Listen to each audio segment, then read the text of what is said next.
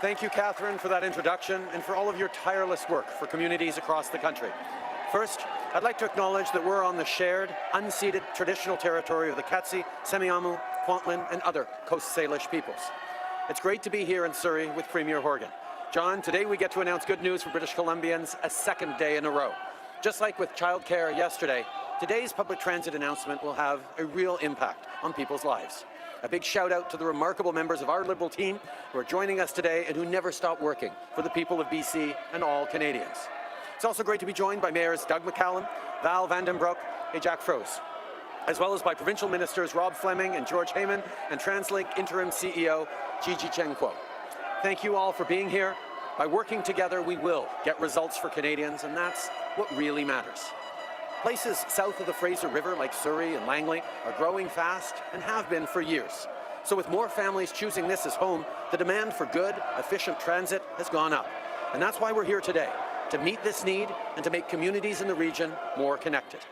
Today, I can announce that the federal government will provide up to $1.3 billion for the Surrey-Langley SkyTrain extension. The new line will connect growing Surrey neighbourhoods, the township of Langley and the city of Langley with the rapid transit families, workers and students deserve. If you're wondering what that'll look like, this project includes an elevated extension of 16 kilometres from King George Station, 8 stations, 3 bus exchanges and 30 SkyTrain cars. Nobody likes to be stuck in traffic when you could be home with your kids. This will cut commute times and make your lives easier.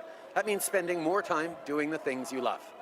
Depuis 2015, notre gouvernement a fait des investissements historiques de transport collectif partout au pays. Chaque fois qu'on a créé de nouveaux trajets de transport en commun, on facilite la vie des gens. Chaque fois qu'on ajoute un véhicule électrique à nos réseaux, on aide à rendre l'air plus propre. Ces investissements ont des vrais impacts dans nos communautés.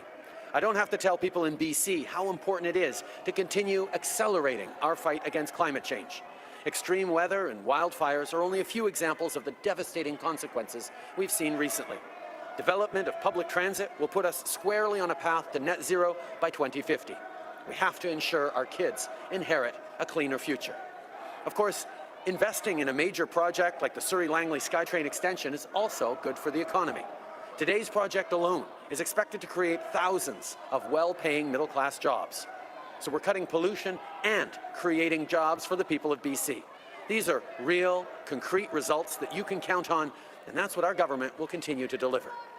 Speaking of jobs, we learned this morning that 231,000 jobs were added to the Canadian economy in June.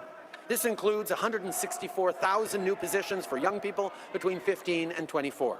We've now recovered more than 90% of the jobs lost during the pandemic. That's encouraging news, but there's always more work to be done. As more Canadians are fully vaccinated every day, more regions are reopening.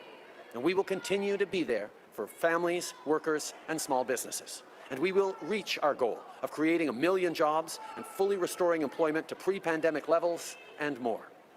Like I said, public transit is at the heart of our plan for a clean and strong recovery from this pandemic and a growing middle class. That's why earlier this year, we announced major investment in new public transit projects, including permanent annual funding for municipalities. And that's also why today I can announce that our government is committed to funding up to 40% to support planning for the proposed extension of the Millennium Line from Arbutus Station to UBC in Vancouver. This project will save time for people who travel between UBC and other parts of the city.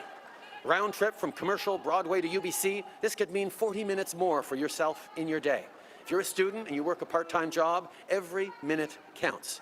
If you're a parent, you know how every day is a busy day, and this extra time will make a real difference. Alors qu'on est en train d'en finir avec la pandémie, on continue de rebâtir en mieux pour tout le monde. Et nos investissements dans le transport collectif sont loin d'être nos seules mesures progressistes pour améliorer la vie des gens. Prenez par exemple tout ce qu'on fait pour bâtir plus de logements plus rapidement pour les gens vulnérables. Just this week, Minister Hussen was here in Surrey to announce new funding through the Rapid Housing Initiative to build new affordable homes. He also announced more housing in Burnaby for vulnerable people and people experiencing homelessness. Everyone deserves a safe place to call home. We made a promise to end chronic homelessness in Canada, and that's exactly what we intend to do. Whether it's building public transit or rapid housing, fighting climate change or creating jobs, now is the time to rebuild a stronger country for British Columbians and for all Canadians. And by working together, I know that that's exactly what we'll do. Merci beaucoup, mes amis.